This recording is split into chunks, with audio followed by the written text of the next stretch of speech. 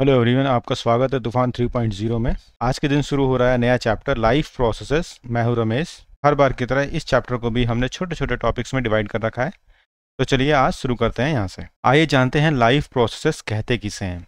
हर वह एक्टिविटी जो एक लिविंग ऑर्गेनिज्म परफॉर्म करता है अपने जीवन यापन के लिए, उसे लाइफ प्रोसेसेस कहते हैं।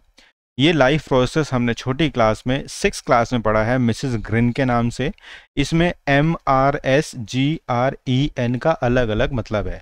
जैसे M movement, R respiration, S sensitivity, G growth, R reproduction, E excretion and nutrition. ये सभी लाइफ प्रोसेस हमने क्लास 10th में भी पढ़ने हैं, बट इस चैप्टर में हमें ये 4 लाइफ प्रोसेस पढ़ने हैं। तो आइए एक एक करके इनको अच्छे से पढ़ते हैं। जो भी लाइफ प्रोसेस ऑर्गेनिज्म परफॉर्म करते हैं उनके लिए एनर्जी की जरूरत होती है और वो न्यूट्रिशन यानी पोषण से मिलती है। न्यूट्रिशन कई तरह का होता है। सबसे पहला है ऑटोट्रॉफिक न्यूट्रिशन। एक ऐसा न्यूट्रिशन जिसमें ऑर्गेनिज्म अपना फूड खुद से सिंथेसाइज करते हैं, जैसे ग्रीन प्लांट। ये जो खुद से करते हैं, इसको करने के लिए फोटोसिंथेसिस प्रोसेस की ज़रूरत होती है। तो फोटोसिंथेसिस कहते किसे हैं? फोटोसिंथेसिस एक ऐसी प्रोसेस है जिसमें लाइट की प्रेजेंस में फूड का प्रोडक्शन होता है। इस प्रोसेस में मूल रूप से 4 चीज़ों की ज़रूरत होती है। सबसे पहले कार्बन डाइऑक्साइड, दूसरा वाटर, तीसरा क्लोरोफिल, चौथा सनलाइट, और बनता है ग्लूकोज।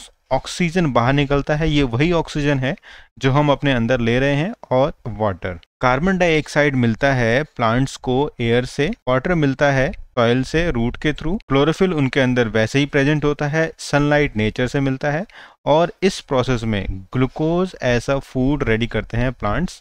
एग्जाम्स में पूछा जाता है right the steps of photosynthesis in 3 marks. तो 3 मार्क्स में ये 3 स्टेप्स हमें याद करने हैं। सबसे पहला स्टेप है, क्लोरोफिल के पास एक ऐसी पावर होती है कि वो लाइट एनर्जी को अपने अंदर एब्जॉर्ब कर सके।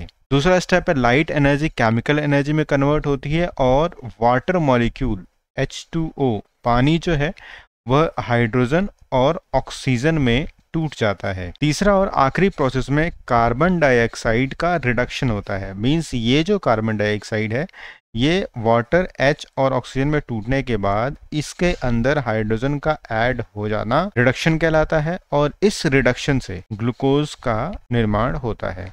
आइए समझिए रिडक्शन क्यों कह रहे हैं। रिडक्शन का मतलब होता है हाइड्रोजन का किसी मॉलिक्यूल में ऐड होना।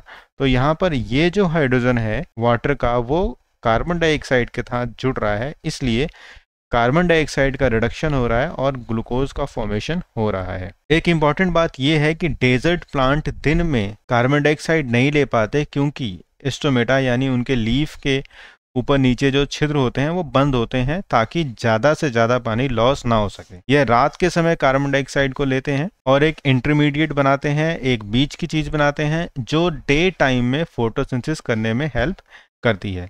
तो ये एक गिव रीजन में क्वेश्चन आता है आपका बोर्ड एग्जाम में। एस्टोमेटा का फंक्शन क्या है? एस्टोमेटा छोटे छोटे पोर्स होते हैं लीफ की सतह पर। देखिए ये छोटा पोर है लीफ की सतह पर, ये ओपन है, और ये जो एस्टोमेटा है ये क्लोज्ड है।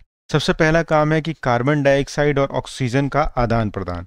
कार्बन डाइऑक्साइड अंदर जाती है लीफ के अंदर, और ऑक्सीजन यहाँ से बाहर आती है। कार्बन डाइऑक्साइड अंदर जाती है, ऑक्सीजन बाहर आती है। ज्यादा से ज्यादा अमाउंट में ट्रांसपिरेशन यानी वाटर को वेपर फॉर्म में निकालने का कार्य भी यहीं से होता है, जिस कारण से ये चल पाते हैं। मैंने आपसे कहा कि ये चल कैसे पाते हैं, यानी ओपनिंग और क्लोजिंग कैसे होती है।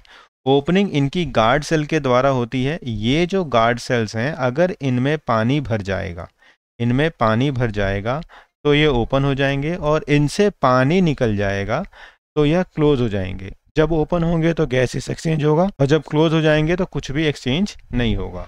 दूसरा मोड ऑफ न्यूट्रिशन है हेटरोट्रॉफिक न्यूट्रिशन। इस मोड ऑफ न्यूट्रिशन में ऑर्गेनिज्म दूसरे किसी ऑर्गेनिज्म के ऊपर फूड के लिए डिपेंडेंट रहते हैं। यह 3 प्रकार का होता है। पहला होलोजोइक, दूसरा सेप्रोफाइटिक, तीसरा पैरासाइटिक। होलोजोइक न्यूट्रिशन यानी हमारा न्यूट्रिशन जिसमें हम फूड को खाते हैं और अपनी बॉडी के इनसाइड डाइजेस्टिव सिस्टम से ब्रेक करके उससे एनर्जी लेते हैं।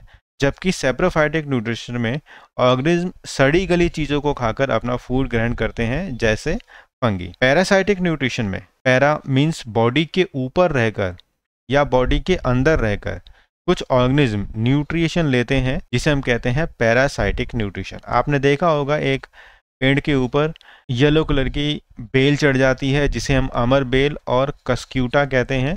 यह उस पेड़ से एनर्जी ले रही होती है। आइए जानते हैं होलोजोइक न्यूट्रिशन का एक एग्जाम्पल अमीबा में कैसे न्यूट्रिशन होता है। यह स्टेप्स भी एक बार पेपर में 5 मार्क्स के आए थे। तो पहला स्टेप इंजेशन, डाइजेशन, एब्जॉर्प्शन और उसके बाद है एसिमिलेशन और इजेशन। सबसे पहले स्टेप इजेशन में अमीबा फूड पार्टिकल को सेंस करता है, केमिकली सेंस करता है और केमिकली सेंस करने के बाद एक फैंग्स की तरह आकृति बनाता है, यू शेप की आकृति बनाता है जिसे हम कहते हैं सूडोपोडिया। इसकी स्पेलिंग हमें याद होनी चाहिए क्योंकि ये स्पेलिंग ही 1 मार्क की बन जाती है एग्जाम के अंदर। सूडोपोडिया से घेरने के बाद उसे वह सर्कल करके अपनी बॉडी के अंदर लेता है।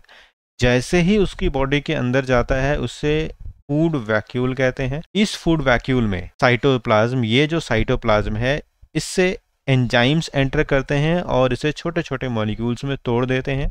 ये छोटे छोटे मॉलिक्यूल्स डिफ्यूजन की सहायता से इसकी बॉडी के अंदर चले जाते हैं। बॉडी के अंदर जाने के बाद वो छोटे छोटे मॉलिक्यूल्स आगे फर्दर ब्रेक होते हैं, वह एनर्जी ग्रोथ और रिपेयर में इस्तेमाल हो जाती है। लास्ट में कुछ ऐसा मटेरियल बचता है जो वेस्ट होता है और उसका यूज नहीं होता, वह धीरे धीरे इस ऑर्गेनिज्म की बॉडी के ऊपर आ जाता है और अचानक से इसकी बॉडी का ऊपर हिस्सा थोड़ा सा ब्रेक होता है और यह वेस्ट बाहर निकल जाता है। तो सबसे पहले हमने जाना कि अमीबा फूड कैसे लेता है, इजेशन, डाइजेशन कैसे करता है, पचाता कैसे है, पचे वाले चीज को एब्जॉर्ब कैसे करता है, एब्जॉर्प्शन, फिर है एसिमिलेशन, मीन्स जो एब्जॉर्ब हो गया है उससे फर्दर एनर्जी कैसे निकालता है, और इजेशन बॉडी से बाहर कैसे निकालता है। उम्मीद कर रहा था कि आप हमारे साथ इस वीडियो को देखते हुए लास्ट तक आए हैं और आगे की वीडियोस को भी अच्छे से देखेंगे। अपने दोस्तों को शेयर करिए, फ्रेंड्स को बताइए कि यहाँ पर लाइफ प्रोसेस एक इंपॉर्टेंट चैप्टर जो बोर्ड की एग्जाम में बहुत अच्छे मार्क्स लेकर आता है, हम यहाँ से स्टडी कर रहे हैं।